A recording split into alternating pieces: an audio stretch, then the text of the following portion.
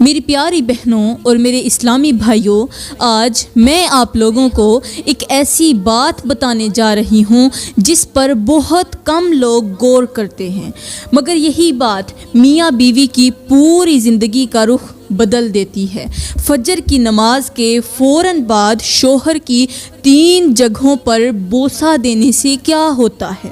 یہ کوئی عام سوال نہیں، یہ ایک ایسا راز ہے جو دلوں کو جوڑتا ہے، گھروں کو آباد کرتا ہے اور رشتے میں وہ سکون پیدا کرتا ہے جو ساری دنیا کی دولت بھی نہیں دے سکتی۔ میری پیاری بہنوں، جب فجر کی نماز کے فوراً بعد شوہر اپنی بیوی کے قریب آتا ہے اور پاکیزگی، محبت اور حلال جذبے کے ساتھ اس کے وجود کو چھوتا ہے، ٹچ کرتا ہے، تو یہ عمل صرف جسمانی نہیں رہتا بلکہ روح تک اتر جاتا ہے۔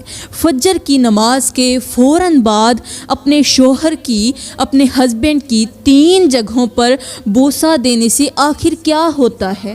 اس کا اثر صرف اسی لمحے تک محدود نہیں رہتا بلکہ پورا دن، پورا مزاج اور بعض اوقات پوری زندگی بدل جاتی ہے۔ میری پیاری بہنوں، آج کے اس بیان میں آپ کو بتاؤں گی کہ جو عورتیں صبح اٹھتے ہی فجر کی نماز پڑھنے کے فوراً بعد اپنے شوہر کی ان 3 جگہوں پر بوسہ دیتی ہیں، جو میں ابھی آپ کو بتانے والی ہوں، ان 3 جگہوں پر ان کے ساتھ پھر کیا ہوتا ہے، اور جو عورتیں ایسا نہیں کرتی، یہ عمل نہیں کرتی، صبح اٹھتے ہی شوہر کی 3 جگہوں پر بوسہ نہیں دیتی، پھر ان کے ساتھ کیا ہوتا ہے۔ آج کا بیان بہت ہی خاص ہونے والا ہے، کیونکہ اس بیان کے اندر رشتوں کی وہ گہرائی چھپی ہے جو اکثر نظر انداز ہو جاتی ہے۔ لیکن یہ سب کچھ بتانے سے پہلے میں آپ لوگوں کو ایک واقعہ سنانا ضروری سمجھتی ہوں۔ میری اسلامی بہنوں، وہ واقعہ کچھ یوں ہے۔ کہتے ہیں کہ مصر کی سرزمین پر ایک پہاڑ تھا، بہت بڑا پہاڑ تھا، بہت زیادہ وسیع بھی تھا۔ اس پہاڑ کے اوپر ایک ایسا درخت تھا جسے اللہ تعالیٰ نے بولنے کی طاقت عطا کی تھی۔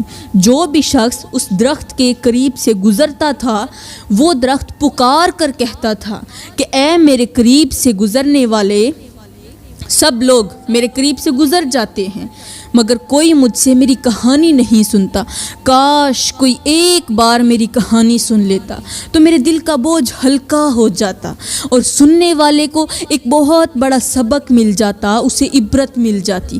کاش میرے بوڑھا ہونے سے پہلے، یا پھر میرے مرجھانے سے پہلے، میرے ختم ہونے سے پہلے، میرے سوکھنے سے پہلے کوئی میری کہانی سن لے، کوئی میرے دل کی فریاد سن لے۔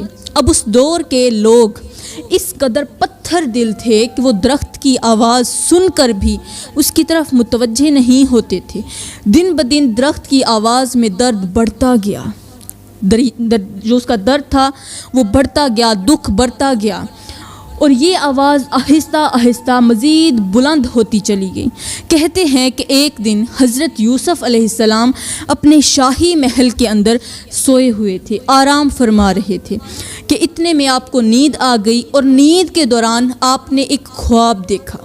خواب میں کسی کہنے والے نے کہا کہ فلاں جگہ پر ایک پہاڑ ہے جس کی اوٹ میں درخت ہے جو چیخ چیخ کر لوگوں کو پکار رہا ہے اور یہ کہہ رہا ہے کہ کاش کوئی میری کہانی سن لے، لیکن لوگ اپنے کام کاج میں اس قدر مصروف ہیں کہ کوئی بھی اس کی بات سننے کو تیار نہیں۔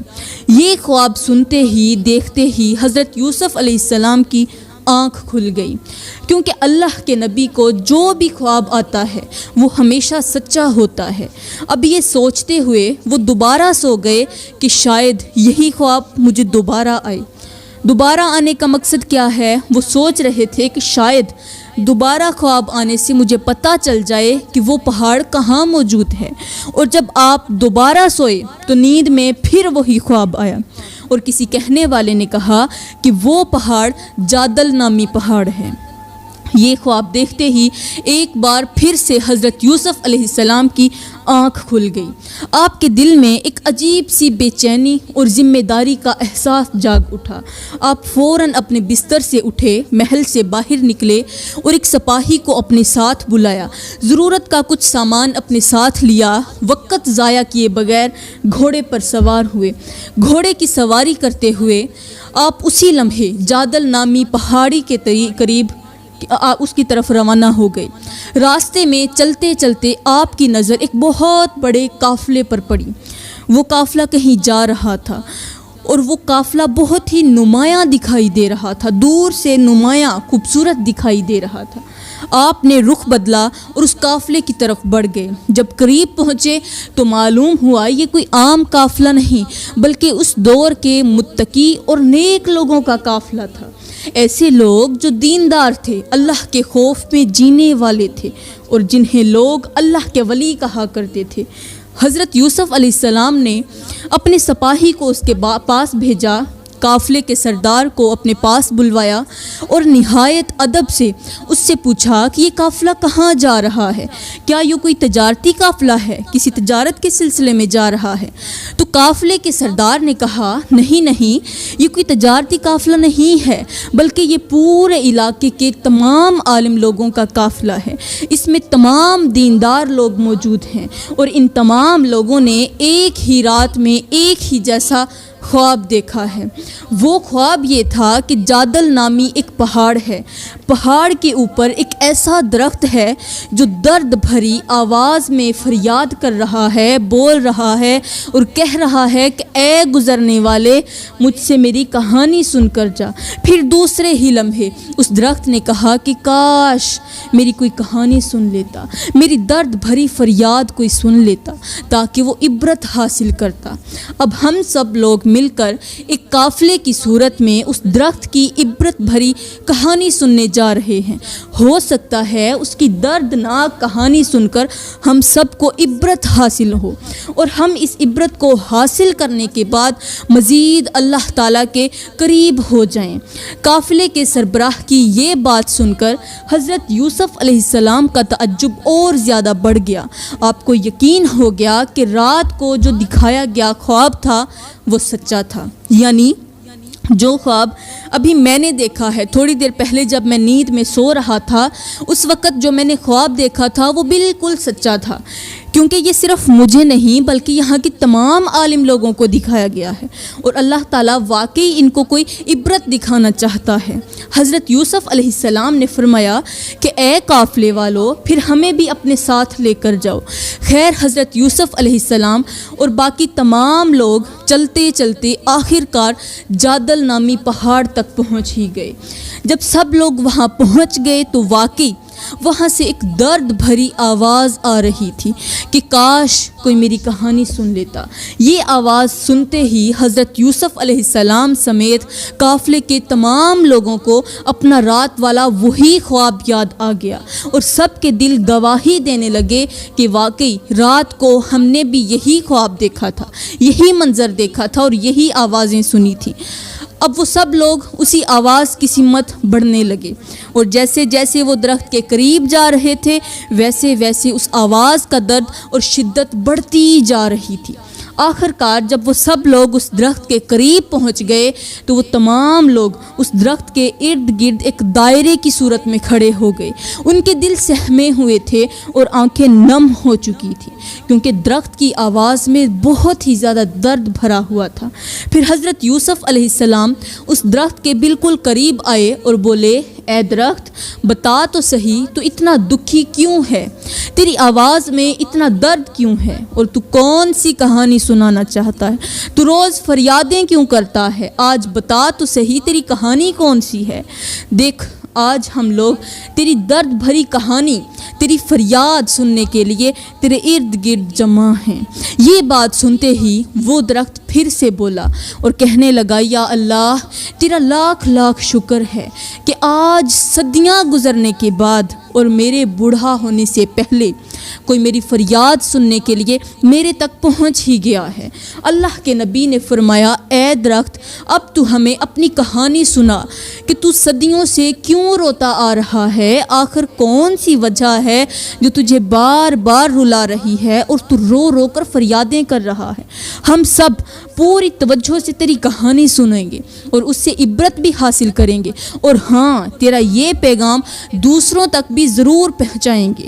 یہ سنتے ہی درخت نے کہا، اے لوگو، ایک وقت تھا کہ میرے سائے میں ایک چھوٹی سی فیملی رہتی تھی، 2 میاں بیوی رہتے تھے۔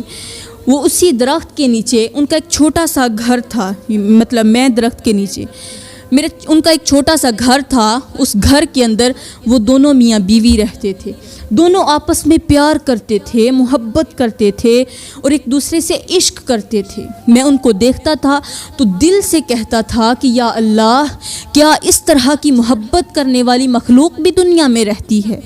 بیوی اپنے شوہر سے محبت کرتی تھی اور شوہر صرف اپنی بیوی سے محبت کرتا تھا۔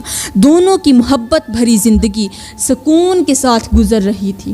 صبح سویرے دونوں اٹھتے تھے، نماز پڑھتے تھے، اللہ کو یاد کرتے تھے اور اللہ کی نعمتوں کا شکر ادا کرتے تھے۔ پھر وہ بیوی اپنے شوہر کے دونوں ہاتھ پکڑتی تھی، اس کے ہاتھوں کو بوسہ دیتی تھی، اس کی پیشانی چومتی تھی، اور پھر وہ پاؤں جو بیوی کے لیے چل کر روزی کا بندوبست کرتے تھے، بیوی وہ پاؤں بھی چومتی تھی۔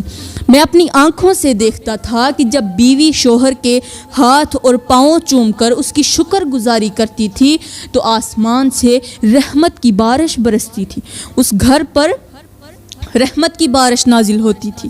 اب وقت گزرتا گیا، یہ شوہر صبح سویرے اٹھ کر گھر سے باہر نکلتا، پورا دن روزی روٹی کماتا اور شام کو جیسے ہی واپس آتا تو بیوی اللہ کے نام سے شوہر کا استقبال کرتی، اس کا ویلکم کرتی تھی، اور پھر صبح سویرے ڈھیروں دعاؤں کے ساتھ، نیک تمناؤں کے ساتھ شوہر کو دوبارہ روانہ کرتی تھی۔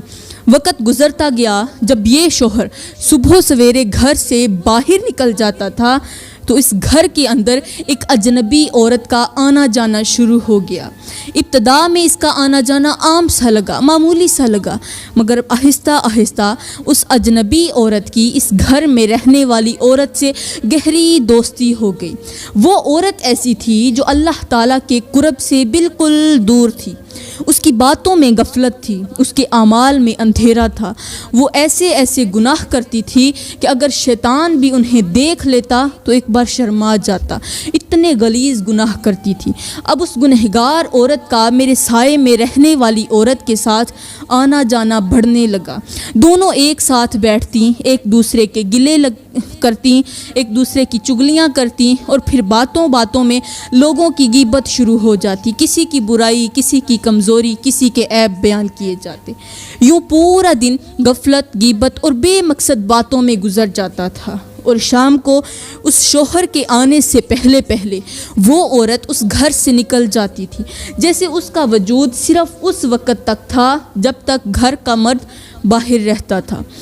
لیکن میں صاف محسوس کرتا تھا، یہ کون کہہ رہا ہے؟ درخت کہہ رہا ہے کہ میں صاف محسوس کرتا تھا کہ جب وہ گنہگار عورت اس گھر میں داخل ہوتی تھی تو مجھے یوں لگتا تھا کہ جیسے اس گھر میں رحمت کے فرشتوں کا آنا بند ہو گیا ہو، فضا بھاری ہو جاتی تھی، سکون سمٹنے لگتا تھا، دلوں کی نرمی ختم ہونے لگتی تھی۔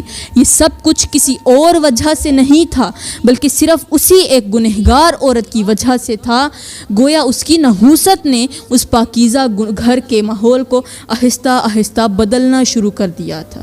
میرے سائے میں رہنے والی عورت جو کبھی اپنے شوہر سے بے حد پیار کرتی تھی، محبت کرتی تھی، اس کے آنے پر خوشی سے ویلکم کرتی تھی، آہستہ آہستہ اسی اپنے شوہر سے نفرت کرنے لگی۔ اس کا رویہ دن بدن بدلنے لگا، لہجہ سخت ہوتا چلا گیا اور دل کی نرمی آہستہ آہستہ ختم ہونے لگی۔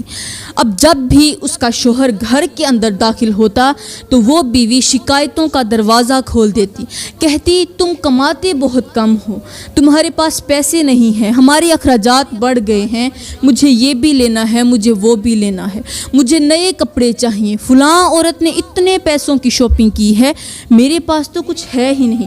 فلاں عورت 10 سوٹ لے کر آئی ہے اور میرے پاس ایک بھی نہیں ہے. پھر وہ ضد سے کہتی مجھے آج 1000 چاہیے, مجھے 2000 چاہیے. اس طرح کی باتیں کر کر کے وہ عورت اپنے شوہر کو ذہنی طور پر توڑنے لگی, اسے اس کا دل بوجھل کرنے لگی, اسے ہر وقت پریشان رکھنے لگی. وہی شوہر جو پہلے گھر آتا تھا تو بیوی مسکرا کر اس کا استقبال کرتی تھی, آج وہی شوہر گھر میں قدم رکھتا ہے تو فوراً شکایتوں کے انبار لگ جاتے ہیں, اور انہی شکایتوں کے انبار وہ سننے پر مجبور ہو جاتا ہے. وہ عورت ناشکری کرنے لگی, ہر نعمت کو کم سمجھنے لگی, اور شوہر کو پریشان کرنے میں کسی قسم کی کوئی کسر باقی نہ چھوڑتی. اللہ کا کرنا ایسا ہوا کہ انہی دنوں کے درمیان وہ بیوی حاملہ ہو گئی. کون؟ جو اپنے شوہر سے محبت کرتی تھی, اب وہ نفرت کرنے لگی تھی. وقت گزرتا گیا اور ان کے گھر میں ایک بیٹی پیدا ہوئی, لیکن یہ وہ وقت تھا جب اس گھر کا سکون ختم ہو چکا تھا. گھر محبت کا گھر نہیں رہا تھا بلکہ جہنم کا گڑھا بن چکا تھا. گھر کے اندر پیار نام کی کوئی چیز باقی نہیں رہی تھی, دلوں میں نفرت بھر چکی تھی. یہ وہ لمحہ تھا, یہ وہ وقت تھا جب میاں بیوی ایک دوسرے کے لیے ساتھی نہیں رہے تھے بلکہ ایک دوسرے کے بالکل دشمن بن چکے تھے. ایک دن بیوی نے کہا کہ میں نے شاپنگ کرنے جانا ہے, مجھے کپڑا لینے جانا ہے, لہٰذا مجھے اتنے پیسے چاہیے, مطلب بہت بڑی ڈیمانڈ کر دی. مگر شوہر نے آہستہ لہجے میں کہا کہ تمہارے پاس کپڑے پہلے سے موجود ہیں, جوتا بھی پہلے سے ہے, آخر ہمارے درمیان کون سا ایسا دشمن بن چکا ہے جو ہمارے گھر کو تباہ کرنا چاہتا ہے, ہم میاں بیوی کو ایک دوسرے سے جدا کرنا چاہتا ہے. بیوی نے سختی سے کہا یہ سب چھوڑو, مجھے بس پیسے چاہیے. شوہر نے جواب دیا کہ فی الوقت میرے پاس پیسے نہیں ہیں, جتنی تم ڈیمانڈ کرتی ہو اتنے پیسے میرے پاس نہیں ہیں, ہاں تھوڑے پیسے لے لو, جا کے اپنی ضرورت کی چیزیں لے آؤ. بس اتنی سی بات پر دونوں کے درمیان جھگڑا شروع ہو گیا. بات بات سے بڑھی, آوازیں بلند ہوئیں اور لڑائی شدت اختیار کر گئی. میں سارا منظر اپنی آنکھوں سے دیکھتا رہا, کون؟ درخت دیکھتا رہا, اور دل ہی دل میں افسوس کرتا رہا کہ ایک وقت تھا جب اس گھر میں رحمت کے فرشتے اترتے تھے اور آج اس گھر کے اندر شیطان ناچ رہا ہے, رقص کر رہا ہے. یہ دونوں ایک دوسرے کے دشمن بن چکے ہیں, اور اس گھر کو برباد کرنے والی وہی گنہگار عورت ہے جو اتنے غلیظ گناہ کرتی ہے کہ شیطان بھی دیکھے تو شرما جائے. وہ آج بھی اسی گھر میں آتی ہے اور اس شوہر کی بیوی کے کان بھرتی ہے, شوہر کے خلاف کرتی ہے. اسی دن دونوں کا جھگڑا اس حد تک بڑھ گیا کہ شوہر غصے میں آگ بگولا ہو کر گھر سے باہر نکل گیا. پیچھے شیطان نے بیوی کے دل میں وسوسہ ڈالا اور اس کے کان بھرنے لگا کہ اب یہ شوہر تمہارا نہیں رہا, اور یہ جو بیٹی ہے یہ بھی تمہاری نہیں, یہ تو تمہارے شوہر کی ہے, لہٰذا اس بیٹی کو جان سے ختم کر دو اور خود جا کر کسی مالدار شخص سے نکاح کر لو, کسی ایسے شخص کے ساتھ نکاح کرو جو تمہاری ضروریات پوری کر سکے. تم اتنی خوبصورت ہو کہ ہر کوئی تم سے نکاح کرنے کے لیے تیار بیٹھا ہے. یہ خیال ذہن میں آیا ہی تھا کہ غصہ, حسد اور اندھی نفرت عروج پر پہنچ چکی تھی. اب اس بدبخت عورت نے وہ کام کر ڈالا جس کا تصور بھی لرزا دینے والا تھا. اس نے اپنے ہی ہاتھوں سے اپنی ننھی سی بیٹی کا گلا دبا دیا. معصوم بچی ننھے ننھے ہاتھ جوڑتی رہی, زندگی کی بھیک مانگتی رہی, سانسوں کی خیرات مانگتی رہی, مگر ماں کے دل میں ذرا بھی رحم نہ آیا. وہ اپنے توتلے لہجے میں بار بار کہتی رہی, اماں میرا قصور تو بتائیے, میرا قصور کیا ہے, آخر تم مجھے کیوں مار رہی ہو. مگر ماں کا دل پتھر بن چکا تھا. آخر کار اس نے اپنی ہی بیٹی کو موت کی گھاٹ اتار دیا. بیٹی کو جان سے ختم کرنے کے بعد ماں نے اپنے کپڑے اٹھائے اور اسی گنہگار عورت کے ساتھ گھر سے باہر نکل گئی, کیونکہ پہلے ہی اس گنہگار عورت نے اسے کہا تھا کہ تم اپنی بیٹی کو ختم کر دو, میں تمہاری کسی مالدار شخص سے شادی کروا دوں گی. جب شام کو شوہر گھر کے اندر داخل ہوا تو اس نے دیکھا کہ بیوی موجود نہیں تھی, مگر کر زمین پر اس کی ننھی سی بیٹی بے جان لیٹی ہوئی تھی، جیسے سو رہی ہو۔ باپ جلدی سے اپنی ننھی بیٹی کی طرف بڑھا، مگر بیٹی کی آنکھیں بند تھیں۔ باپ نے گھبرا کر پانی اٹھایا، بیٹی کے چہرے پر چھڑکا، اس کے ہونٹوں سے پانی لگانے کی کوشش کی، مگر چند ہی لمحوں میں اس پر یہ حقیقت کھل کر سامنے آ گئی کہ بیٹی تو ہمیشہ کے لیے رخصت ہو چکی ہے۔ جیسے ہی باپ کو یقین ہوا کہ میری بیٹی کا انتقال ہو گیا ہے، اس نے اس ننھی لاش کو اٹھایا، اپنے سینے سے لگایا اور میرے سائے کے نیچے آ کر میرے ساتھ ٹیک لگا کر بیٹھ گیا۔ وہ اتنا رویا کہ اس کے آنسو ختم ہو گئے، مگر اس کا درد ختم نہ ہوا۔ وہ اللہ سے شکوے کرنے لگا، درد بھرے لہجے میں کہنے لگا، یا میرے مالک، میں نے تیرا کیا بگاڑا تھا؟ میری معصوم بیٹی نے کون سا گناہ کیا تھا؟ اگر سزا دینی تھی تو مجھے دے دیتا، اس بے زبان کلی کو کیوں توڑ دیا؟ میں نے تو ہمیشہ تیرے نام پر روزی کمائی، تیرے حکم پر چلنے کی کوشش کی، پھر یہ قیامت میرے گھر پر کیوں ٹوٹی؟ یا اللہ، میرے دل کا بوجھ ہلکا کر دے، میرے سینے کی آگ بجھا دے، مجھے اس درد سے نجات دے دے۔ پھر اس غریب شخص نے کہا، درخت سے کہا، مجھ سے کہا کہ اے درخت، تو گواہ رہنا، تو نے دیکھا کہ میں نے اپنی بیٹی سے کتنی محبت کی، تو گواہ رہنا کہ میں نے کبھی اس پر ظلم نہیں کیا، تو گواہ رہنا کہ میرے گھر کو برباد کرنے والی وہ بد نصیب عورت تھی جس نے میری بیوی کے دل میں نفرت بھری، تو گواہ رہنا کہ یہ بچی مظلوم تھی اور اس کا باپ بھی مظلوم تھا، تو قیامت کے دن میرے حق میں گواہی دینا، جب میں اپنے رب کے سامنے کھڑا ہوں گا۔ وہ غریب شخص اپنی بیٹی کو گلے سے لگائے اتنا رویا کہ روتے روتے اس کا جگرا پھٹ گیا، اور وہ بھی اپنی بیٹی کے ساتھ ہی انتقال کر گیا۔ دونوں کا انتقال ہو گیا، مگر ان کی لاش دفن کرنے والا کوئی نہ تھا۔ دونوں کی لاشیں میرے سائے کے نیچے پڑی رہیں، کیونکہ میرے ارد گرد دیواریں تھیں، پہاڑ تھے، دوسرے درخت تھے، اور وہاں تک کوئی نہ پہنچ سکا۔ میں ان دونوں کی لاشوں کو جب دیکھتا تو میں روتا تھا، میں گڑ گڑاتا تھا۔ وقت گزرتا گیا اور مجھے روتے روتے 200 سال گزر گئے۔ 200 سال کا عرصہ گزرنے کے بعد ان باپ بیٹی کا گوشت تو ختم ہو گیا، مگر ان کی ہڈیاں آج بھی میرے سائے کے نیچے پڑی ہیں۔ میں چاہتا تھا کہ کوئی اللہ والا میرے پاس آئے، میری کہانی سنے، میری فریاد سنے اور ان مظلوم ہڈیوں کو اٹھا کر کسی محفوظ جگہ پر عزت کے ساتھ دفن کر دے۔ اس درخت کی دردناک کہانی سننے کے بعد حضرت یوسف علیہ السلام اور دیگر لوگوں نے جب سائے کے نیچے غور کیا تو واقعی وہاں اس مظلوم بیٹی اور باپ کی وہ ہڈیاں مل گئیں جو کئی عرصوں سے پڑی ہوئی تھیں، جو ایک جنازے کے لیے صدیوں سے ترستی رہی تھی۔ اللہ کے نبی نے حکم دیا، ان ہڈیوں کو اٹھوایا، ایک بار پھر غسل دلوایا گیا۔ آج آسمان نے زمین پر ایک ایسا جنازہ دیکھا جو کسی انسان کا نہیں بلکہ ہڈیوں کا پڑھایا جا رہا تھا۔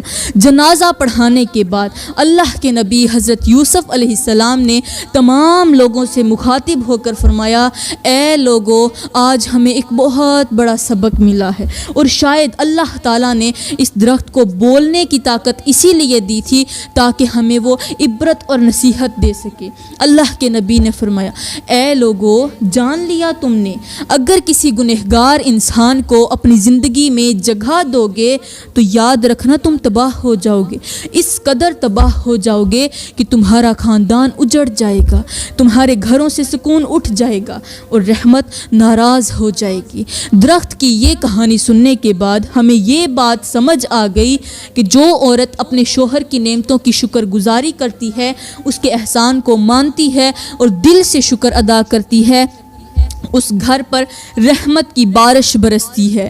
جو عورت صبح اٹھتے ہی اپنے شوہر کے ہاتھ چومتی ہے اور ان پیروں کو بوسہ دیتی ہے جس عورت کی روزی روٹی کے لیے، اس کی خواہشات پوری کرنے کے لیے پورا دن مشقت میں چلتے ہیں، کانٹے برداشت کرتے ہیں، تھکن سہتے ہیں، وہ عورت بظاہر زمین پر بیٹھی ہوتی ہے مگر اس کے تذکرے عرش بری پر ہو رہے ہوتے ہیں۔ اور جو عورت غیروں کی باتوں میں آ کر اپنے شوہر کی نعمتوں کی بے قدری کرتی ہے، انہیں ٹھکرا دیتی ہے، وہ عورت آہستہ آہستہ تباہی کے دہانے پر پہنچ جاتی ہے اور خود بھی ڈوبتی ہے، اپنے گھر کو بھی ڈبو دیتی ہے۔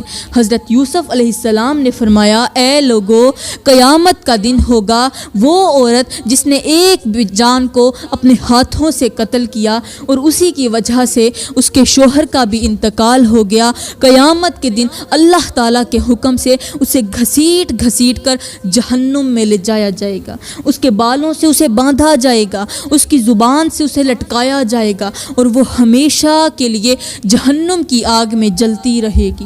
اور یاد رکھنا، وہ مظلوم بیٹی جو ماں کے ہاتھوں اللہ کے پاس گئی اور وہ مظلوم شوہر جو دن رات محنت کرتا رہا، بیوی کو کھلاتا رہا، ان دونوں باپ بیٹی کو قیامت کے دن بغیر حساب کے جنت کے اعلیٰ مقام پر فائز کیا جائے گا۔ تو میری پیاری بہنوں، اب آپ کو پتہ چل گیا ہوگا کہ جو عورت صبح اٹھتے ہی شوہر کے ہاتھ چومتی ہے، شوہر کی پیشانی پر بوسہ دیتی ہے اور شوہر کے وہ پیر چومتی ہے جو اس کے لیے دن بھر محنت کرتے ہیں، وہ عورت ہر وقت اللہ تعالیٰ کی رحمت کی مستحق رہتی ہے۔ ایسی عورت پر اللہ تعالیٰ کی رحمت کی بارش برستی ہے، ایسی عورت دن بدن ایک نئی زندگی عطا پاتی ہے۔ اللہ تعالیٰ ایسی عورت کو لمبی عمر عطا کرتا ہے، اس کے چہرے کو روشن کر دیتا ہے اور اس کے دل میں سکون بھر دیتا ہے۔